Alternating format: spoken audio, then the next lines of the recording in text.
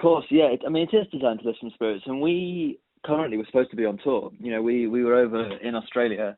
We're supposed to be touring Australia and New Zealand, then back around the UK. We're supposed to have a month run in Edinburgh, and then be back off on tour in autumn to the UK, India, and New Zealand again. So we were supposed to spend this year kind of on the road with two of our shows, one called Eurydice and one called The Gods, The Gods, The Gods. And kind of initially, when everything got locked down, there was this huge, amazing kind of outpouring of work from the creative community, very generously, of people putting everything they had kind of online and available to people. And we put a recording of our show, Orpheus, up. But then we kind of started to think about how, realize that this is going to be how we are for a while. Think about how we can create work that's meant to be delivered in this current social setup. We didn't want to do a rehash, a bad rehash of any of our shows that were supposed to be on tour, because that's not how we work. We're not digital artists, and we don't have the capacity to kind of translate our live work into something that's digitally satisfying for people. So we wanted to try and think of stories and narratives that we could deliver in ways that can keep connecting audiences together within the current restrictions. So we thought it was time, we needed to rethink and try and use our restrictions as a jumping off point rather than as a kind of censoring point in a way. Yeah. So we kind of came up with these five bits of work and put them together in a season, so that people have, we want to try and give lots of different access points to lots of different types of work depending on what you're interested in, but all of them based around narrative and connecting people was our real kind of aim, I think. So the season overall is I'll try and see you sometimes, and you can literally turn up in somebody's garden, somebody's sort of private space, and perform in those conditions within the North Yorkshire area. Yeah, so we've been touring for years now. We've been touring a production of Orpheus, which is me talking and Phil playing the guitar and singing. We've done it in loads of places. We've performed it, over 300 times around the world. And now we've put it on sale so you can book it to come to you, to your household or to your bubble or to your street or to, whatever way we can stick within all the super important guidelines, and we can come and perform for you. So that might be us turning up at your kitchen window and you open the window and we stand in front of your house, or us coming into your back garden for you and your family. Or we could stand in between two houses on a street and perform two houses at once. But instead of us deciding where and when we're going to be performing and trying to sell tickets to that show, we flipped that on its head and said, well, you can just book the whole show to come to where you are on your terms. And we reckon we can maintain all those social distancing measures between me and Phil and whatever household we're performing for, and still do that story. And you've also got a record out as well, which is on CD, vinyl, download, which I'm loving the fact it's on vinyl. We've been talking about the fact you bought Phil a record for his birthday, but you didn't know it was from you initially. Yeah, so again, it's kind of, a lot of the season is trying to work in reaction, I'd like to say against, but I don't mean that in a pejorative way, in response to what's a very digital time at the minute. There's loads of digital work going on, and we kind of want to think of ways to deliver analog stuff. So a friend of ours, a long-time friend and a long-time collaborator called Ollie Tilney, was talking to us about these myths of Theseus and the Minotaur and of Daedalus and Icarus. And they're all kind of linked together in the kind of ancient Greek myths. And we had a very brief conversation about it being a show, but then actually, realised it'd be much more interesting to make it as a double album and to be able to deliver that narrative as two vinyls. So we're really excited that's a new project for us. That's not something we've written. We're kind of writing it at the minute, and that'll drop as a double vinyl. And I think it's nice to be able to have an analog thing, to be able to get something, to buy something that lands in the post on your doormat in a nice sleeve and with good artwork.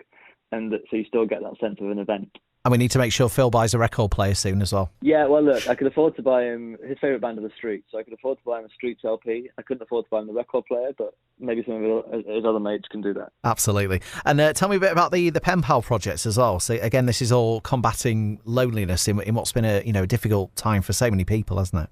Yeah, it has. And, so many people have spent a lot of time on their own or with the same few people.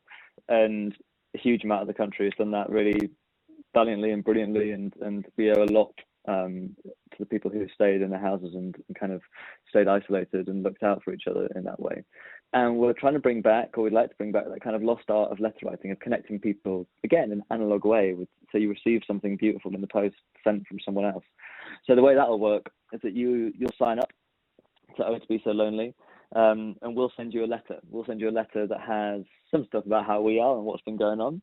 It'll also have a reading recommendation, a writing recommendation, and a listening recommendation, and then the address of 2 other people for you to write to. We'll have also sent your address to 2 other people. So very quickly, you'll have 4 new pen pals, and 4 people who are recommending stuff for you to read and watch and listen to.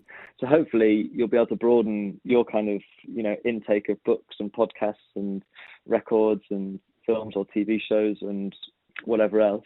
But also you should make between 2 and 4 new mates that you otherwise would never have connected with, which is quite a nice opportunity, I think, to meet new people. Absolutely. And I guess a lot of this, Alex, is motivated by, the state the arts finds itself in with the current pandemic, because there's been a lot of talk of getting sport going again, but some have argued arts is as vital to the economy, if not more so, and it's sort of been a bit sidelined without getting too political. But I guess this is a way of proactively getting things moving rather than just sort of worrying about the future, isn't it? It is, and the arts is being sidelined, and we absolutely join all the calls for the government to help us survive, to help our industry survive, and to keep contributing to our national economy and ecology. But also I believe that artists are incredibly resilient and imaginative, creative and industrious people. The arts exists because people make it exist, not because the government sanctioned it. So we absolutely believe that, we can get on and create and make and try and find new ways of doing that, and still join all those calls for the government to help us out and to keep that industry afloat in the way we traditionally understand it.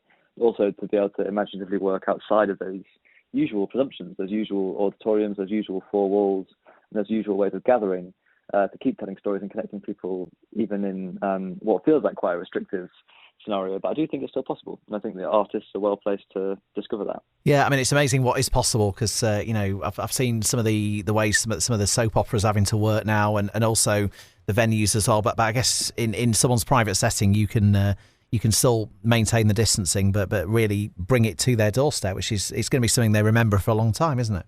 I hope so, and I hope it means we can do it on people's terms. Theatre doesn't really work on people's terms. Theatre industries often decide the time and the place and the way that something's going to happen, and it's up to you to get there and sit in the row of a dark auditorium and face one way for 2 hours and do what we say and what we've decided. Well, actually, it's quite nice to suggest to people that we can come and do what they say and what they've decided in their place and see if that works.